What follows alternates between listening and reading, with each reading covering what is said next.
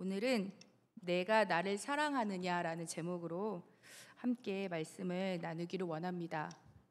제가 가끔 보는 TV 프로그램 중에 금쪽 같은 내 새끼라는 프로그램이 있습니다. 보신 적이 있으세요?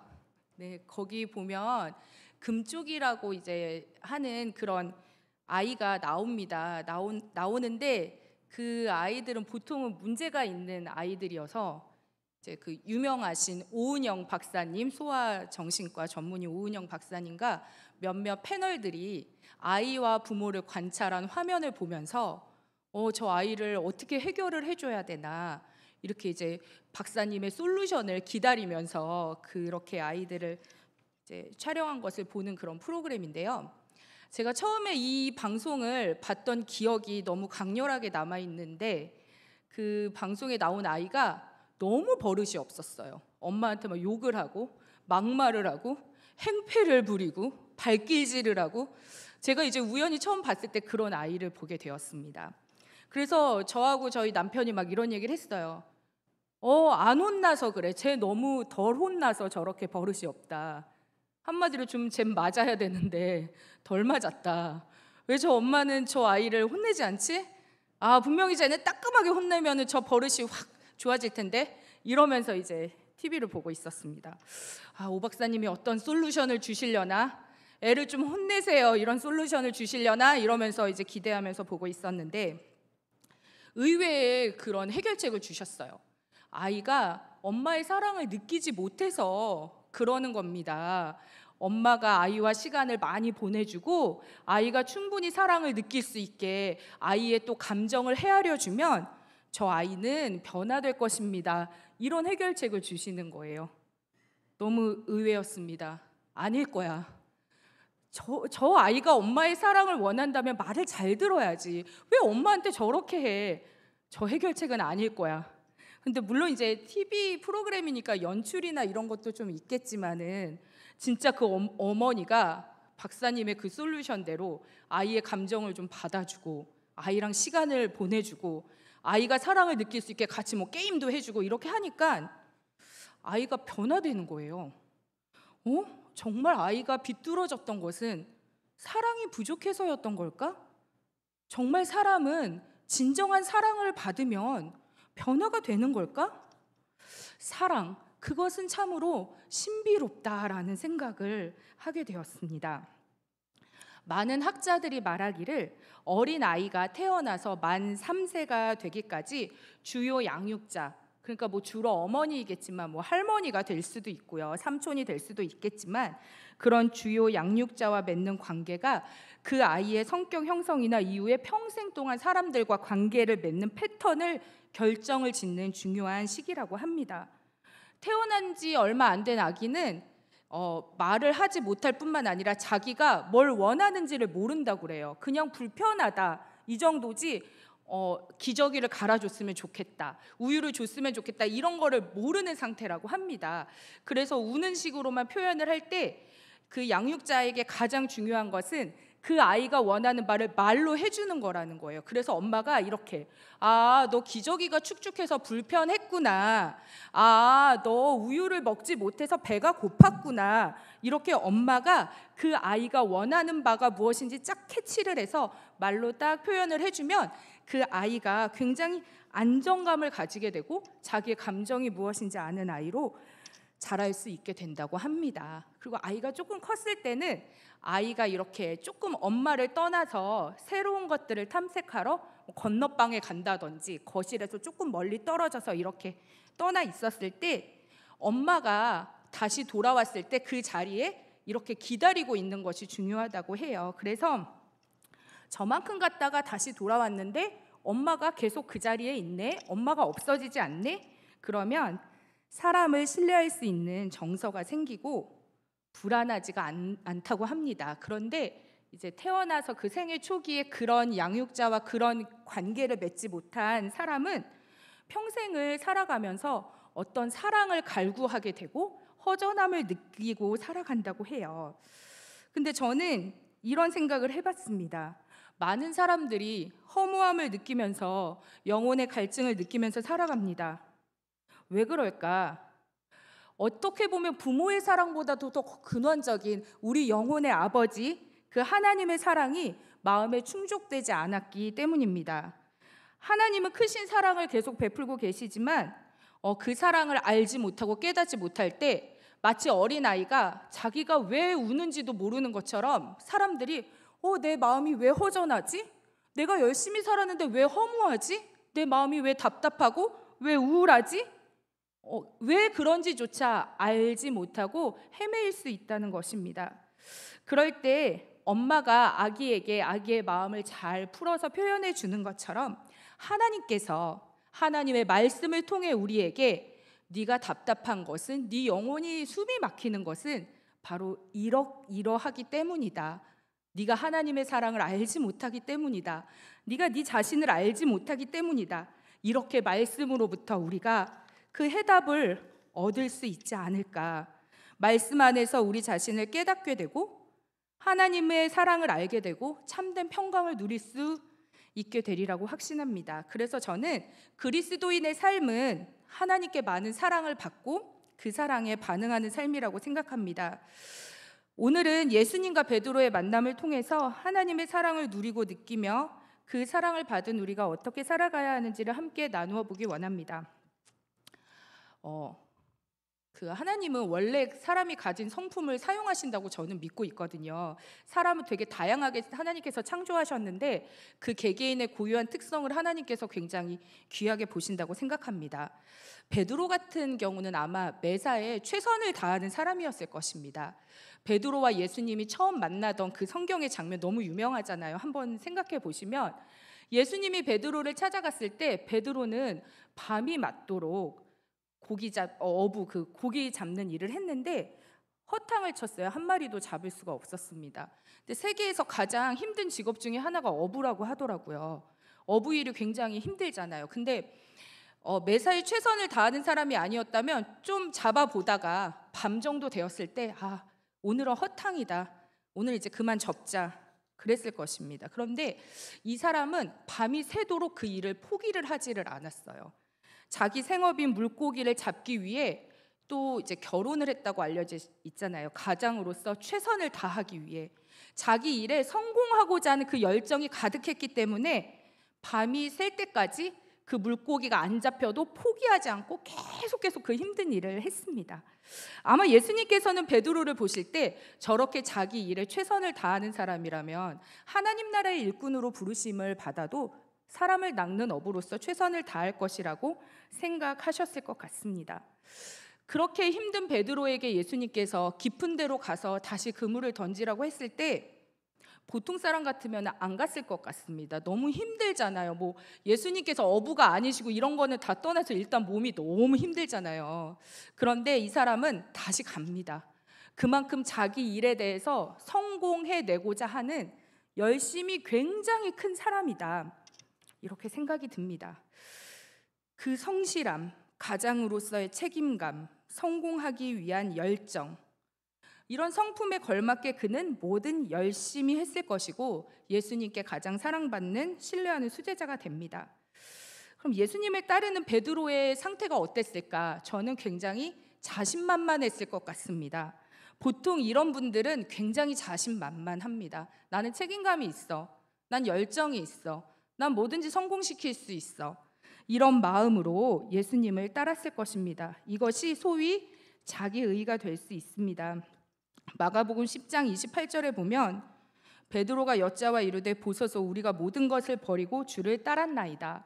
예수님을 따르는 12제자가 있었고 여인들이 있었지만 이렇게 자신만만하게 우리가 모든 것을 버리고 예수님을 따랐습니다 하는 사람은 베드로였습니다.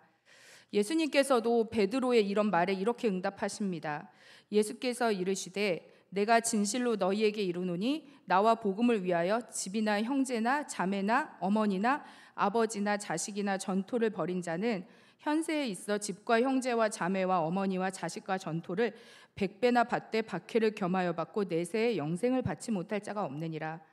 그러니까 베드로가 주님을 위해 모든 것을 버리고 쫓았다는 말에는 그냥 순수한 주님을 향한 사랑만 있었던 것은 아니라는 것을 예수님도 아셨던 겁니다. 어떤 보상을 바라고 예수님께 이 말을 했을 때 예수님께서는 그에 합당한 보상이 있다고 말씀을 하셨습니다. 또 이런 사건도 있죠. 야고보와 요한이 예수님께서 영광의 자리에 앉으실 때 우리에게 좌우편을 달라고 할 때 이 열 제자가 굉장히 화를 내거든요. 근데 그 화를 내는 가장 앞장선 사람이 베드로라고 성경에 나와 있진 않지만 아마 베드로가 아니었을까.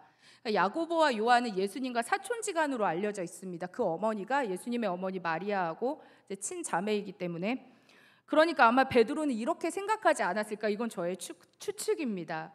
너희들이 혈연을 무기로 감히 예수님의 양옆자리를 지금 요구하고 들어? 예수님께 가장 열심히 하고 가장 최선을 다한 사람은 바로 예수님의 오른팔인 나다. 이러면서 굉장히 마음에 화가 치민 것이 아니었을까.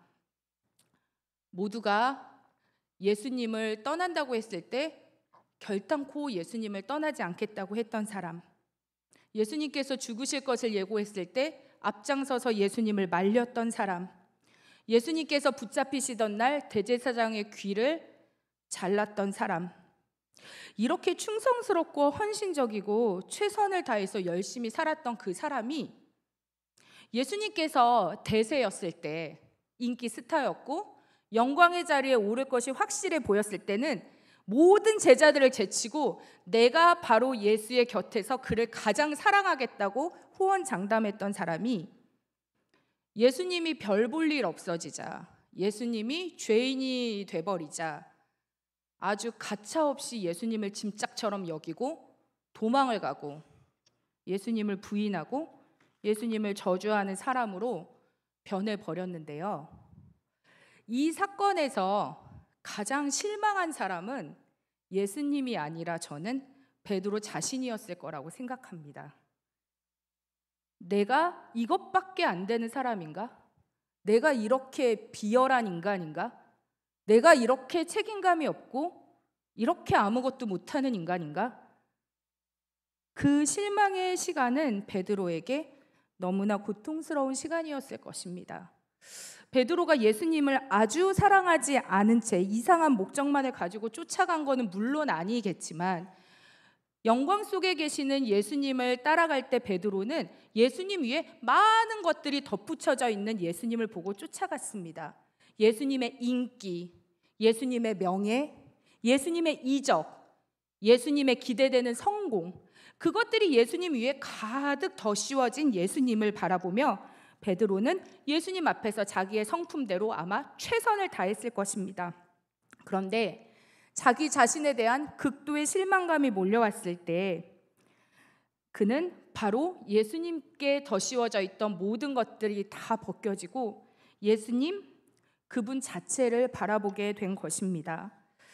아마 이 시간이 없었다면 그는 예수님께서 주시는 진짜 사명을 감당할 수 없었을 것입니다.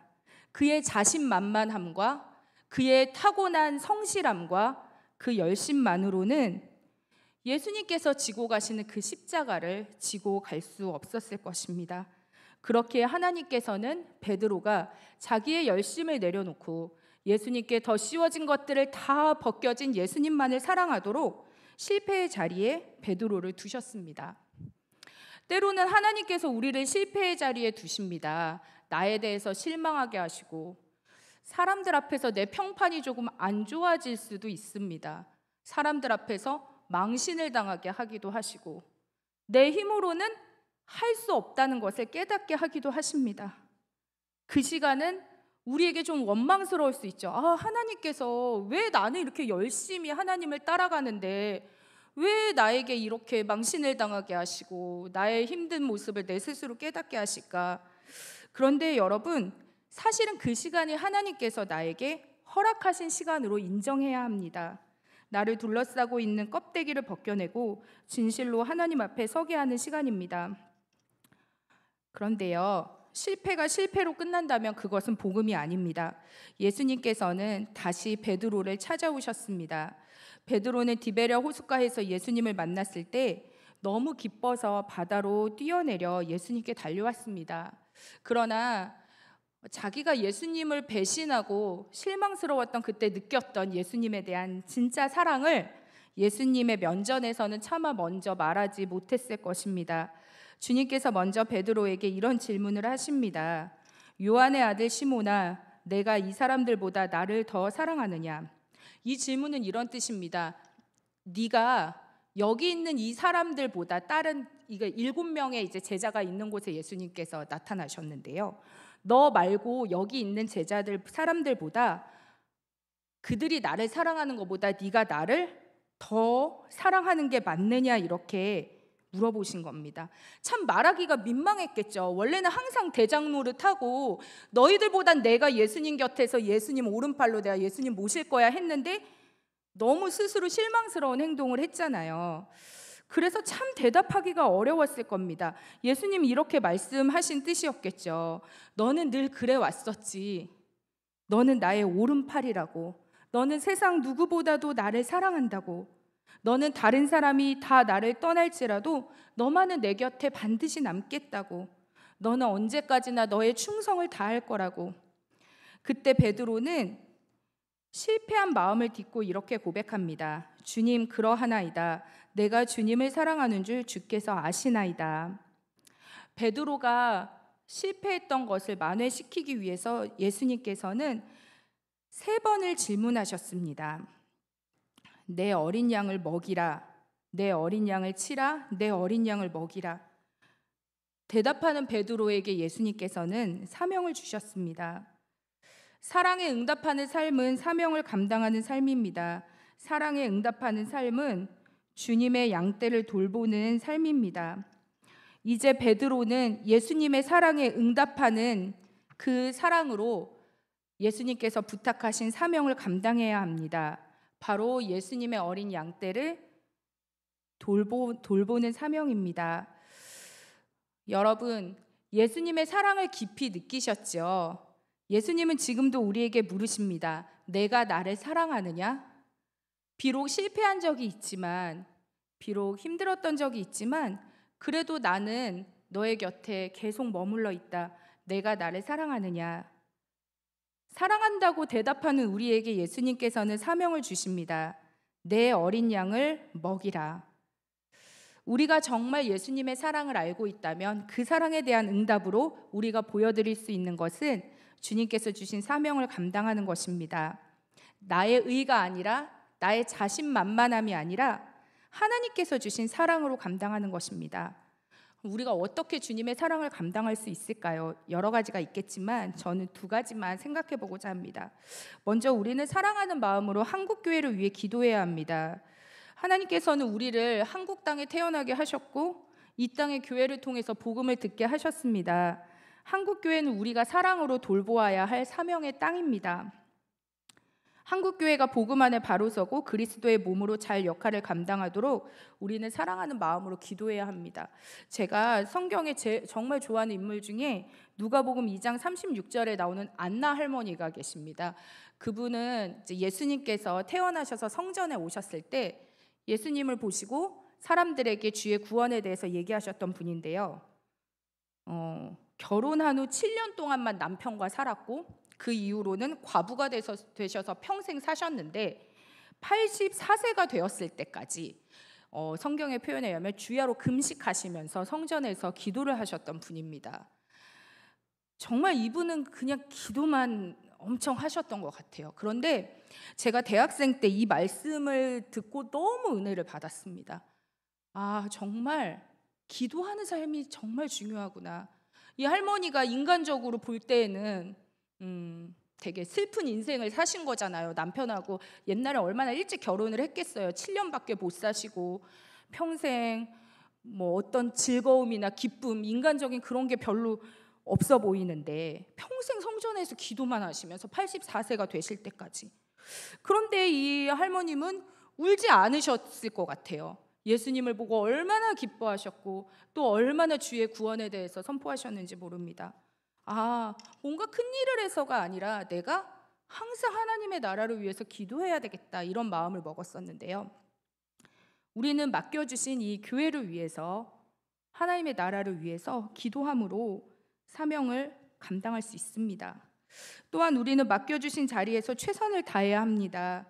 우리가 어린 양을 돌본다는 게 뭐 꼭 어떤 대상을 놓고 그 양을 돌보는 것일 수도 있겠지만, 그것보다도 우리의 모든 노력과 헌신들이 모여서 하나님의 교회가 세워져 갈 때 어린 양을 돌보는 것이라고 믿습니다. 그런데 그 자리를 계속 지키고 있는 것, 그것이 중요하다고 생각합니다. 왜냐하면 사람을 돌보고 교회를 세워가는 일은 굉장히 꾸준한 헌신이 필요하다고 생각을 합니다. 신대원에 다닐 때 어떤 동료에게서 들었던 이야기가 있는데요.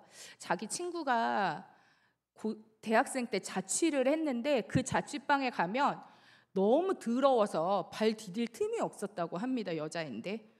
그런데 걔가 결혼을 하더니 아기를 낳고 키우면서는 집을 얼마나 깨끗하게 치우고 사는지 모른다. 애기 먹을 거를 손수 다 막 해서 먹이는데 자기가 너무 놀랬다는 이야기를 합니다. 사랑입니다. 그 자리를 힘들지만 지키고 있는 것.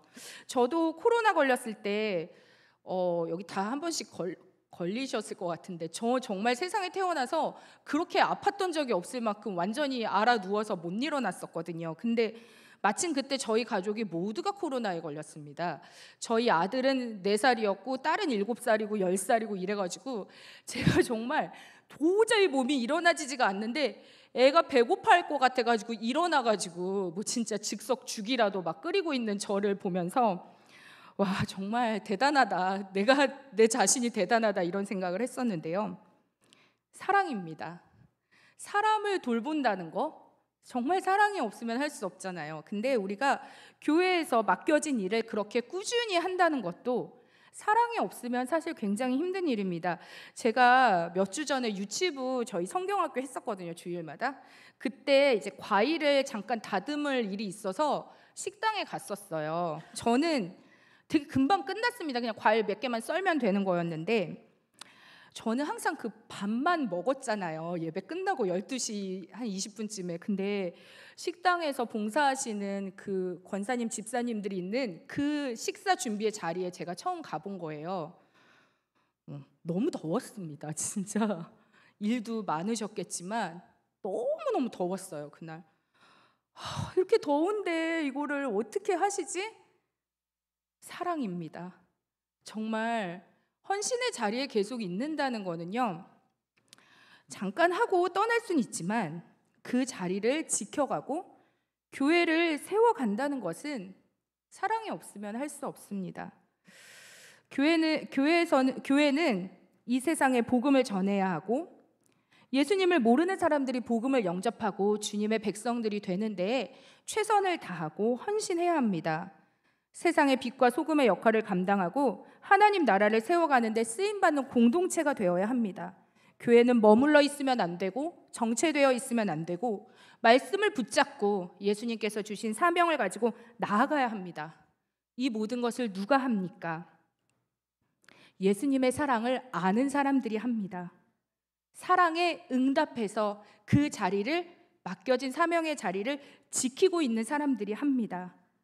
내가 맡은 자리에서 최선을 다해 섬기는 그것이 바로 교회를 세워가는 길입니다.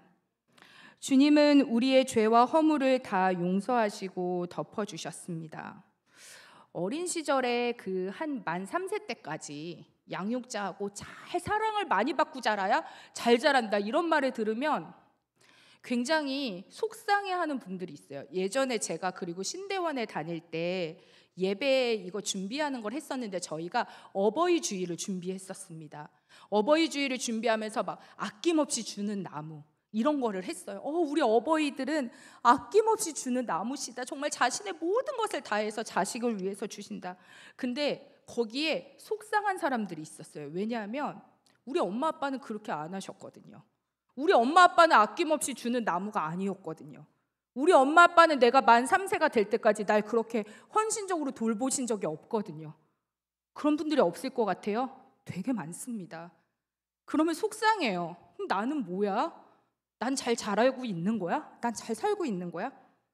그런데요, 여러분, 우리에게는 상당히 그것을 뒤엎고도 남을 만큼 충분한 사랑이 주어져 있습니다. 그것은 바로 예수님의 사랑입니다. 누가 나를 위해 죽습니까? 누가 나를 위해 자기의 귀한 목숨을 그렇게 고통스럽게 버리겠습니까? 그런 사랑을 받은 사람은 세상이 줄 수 없는 너무나 큰 사랑을 받은 사람입니다. 누가 나의 인간성과 나의 부족함과 아무도 모를 때 나 혼자 있을 때 내가 저지르는 악한 생각과 마음들을 다 알고도 나를 귀하다고 여겨주고 나를 사랑한다고 여겨줍니까? 그런 사람은 이 세상에 없을 것입니다. 그러나 우리가 예수 그리스도로부터 그렇게 큰 사랑을 받았습니다. 그렇기 때문에 우리가 그 사랑에 대한 응답으로 하나님께 영광을 돌리며 주님께 주신 사명을 믿음으로 잘 감당할 수 있는 믿음의 성도들이 될 수 있기를 축원드립니다. 기도하겠습니다.